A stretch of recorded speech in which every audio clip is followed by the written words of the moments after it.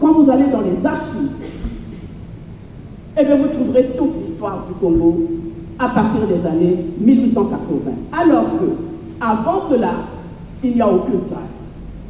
Même quand on me pose la question, mais depuis quand a débuté le royaume Téké? Eh bien je ne peux pas répondre.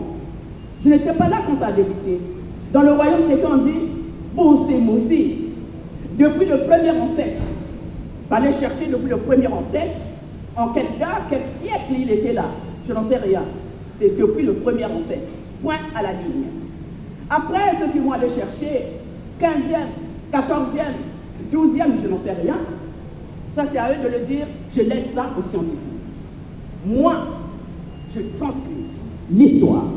Et l'avantage, c'est que je dis ce qui est, sans pour autant essayer de donner des explications autres. Oui, il fallait. Le roi Hilo se sont retrouvés avec Pierre Savarnon de Brazza et ont signé ce traité de protectorat. Tout à l'heure, je pourrais remettre le document aux modérateurs qui pourront en faire la lecture. Le traité de protectorat existe bel et bien. La raison de ce traité, c'est que le roi Makoko, il ne faut pas oublier que pendant ce temps où Pierre Savarnon de Brazza était ici à Brazzaville, il y avait aussi Stanley.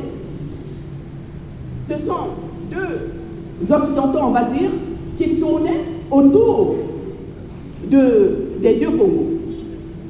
Et le roi Hilo, averti, avait compris, en tout cas, par ceux qui allaient lui donner des informations, que Stanley était plutôt plus cruel par rapport à Pierre Savarnon de Brazza. C'est lui qui a fait le choix de Pierre Savarnon de Brazza.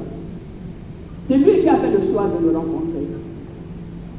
Avec lui, quand ils se sont retrouvés, ils ont eu cette idée de mettre en place le traité de protectorat. C'est pour cela qu'on appelle le traité de protectorat. L'objectif, c'était de protéger son territoire contre d'autres.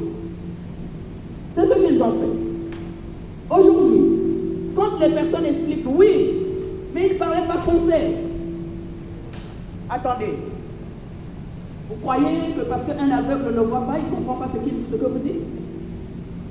Vous croyez que c'est parce qu'un handicapé muet ne parle pas, il ne comprend pas ce que vous dites?